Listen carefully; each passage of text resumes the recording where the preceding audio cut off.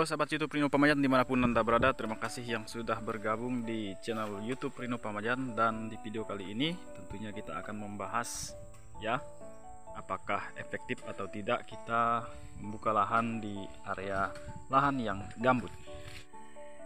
Yang pertama, apabila kita membuka lahan di area yang gambut, maka hal ini akan berakibat pada pertumbuhan sawit itu sendiri kurang maksimal ya.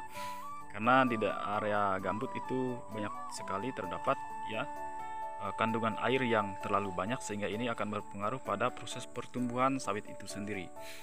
Yang kedua, apabila kita membuka lahan di area gambut, ini contoh pada video kali ini memang sudah kita lakukan, yaitu penimbunan di area batang sawit, akan tetapi itu penimbunan yang kita lakukan masih kurang maksimal ya, kurang begitu baik, sehingga ini akan juga berpengaruh pada performa sawit itu sendiri, akan sulit untuk bertumbuh ya, apalagi menghasilkan buah.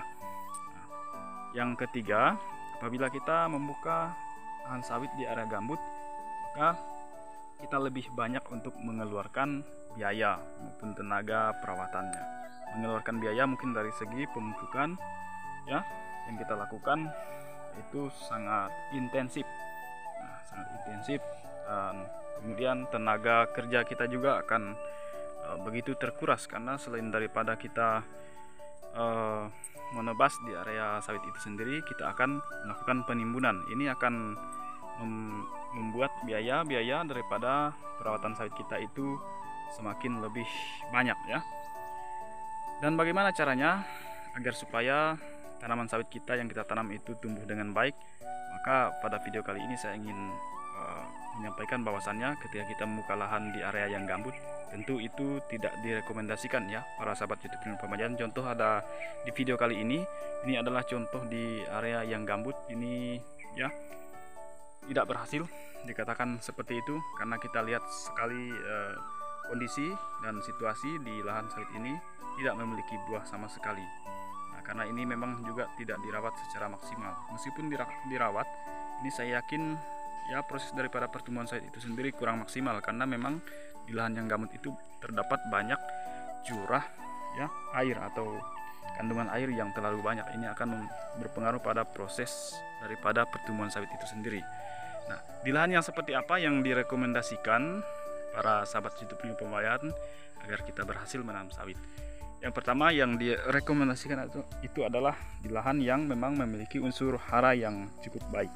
Contoh unsur hara yang cukup baik itu mungkin kita dapatkan di daerah dataran, ataupun kita membuka lahan area sawit itu di area yang tidak terlalu curam. Dan juga kita membuka lahan sawit jangan sampai di daerah yang pasiran. Dan kita membuka lahan sawit itu jangan sampai di pada video kali ini sudah kita lihat ya. Ini mengingatkan kita agar para petani sawit itu berhati-hati dalam memilih lahan ya.